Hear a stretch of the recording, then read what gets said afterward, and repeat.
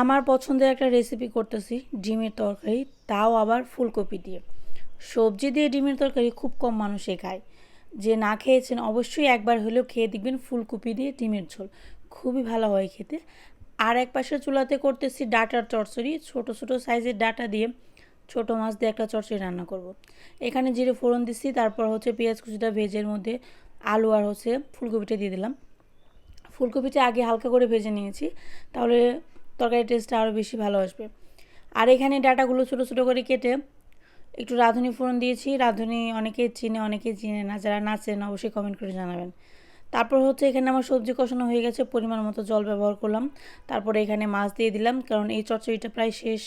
এর মধ্যে দিব হচ্ছে একটু রসুন বাটা। খুবই মজা হয় এই রেসিপিটা, খেয়ে দেখবেন। এই দুইটা রেসিপি অনেক মজার। সাথে এখন ডিমটা দিয়ে দিলাম। সব শেষে দিব হচ্ছে একটু জিরে গুঁড়া।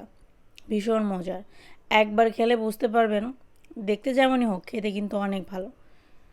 এভাবে ডিমের তরকারি আপনারা যে কোনো সবজি দিয়েই খেতে পারেন, শুধুমাত্র যে ফুলকপি দিয়ে খেতে হবে এমনটা না, সব ধরনের সবজি দিয়েই ডিমের তরকারি খাওয়া যায়। আমার ডিমের তরকারি রান্না কমপ্লিট। দেখেই মনে হচ্ছে আজকের ডিমের ঝোলটা ফাটাফাটি হয়েছে। সত্যি কথা বলতে সত্যিই ফাটাফাটি হয়েছিল, অনেক ভালো হয়েছিল। আমার তো খুব ভালো লাগছে। এখানে ছোটো মাছের চচ্চড়িও শেষ। তো এই হচ্ছে আমার আজকের দুপুরের রান্না। রান্নাগুলো কেমন লাগছে সবাই কমেন্ট করে জানাবেন। এখন বিকেলবেলা, দেখেন বাচ্চাদের অবস্থা। সোফা কিনেছিলাম, সোফায় বসে বসে টিভি দেখবো, নাস্তা খাবো বলে, কিন্তু সোফার অবস্থা খুবই খারাপ।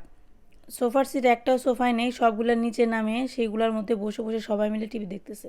ওদের দেখে মনে হয় যে এই বাসাতে বসার জায়গা নেই। তারপরে একটু ফল ধুয়ে দিলাম, দেখেন কত মজা করে খাচ্ছে। এদের দেখে মনে হচ্ছে স্ট্রবেরি না জানি কত সুস্বাদু একটা ফল, কিন্তু আমার কাছে যদি জিজ্ঞাসা করেন আমি বলবো মোটামুটি, কারণ এটা খেতে একদমই ভালো না, টক, কিন্তু ওদের কাছে খুব ভালো।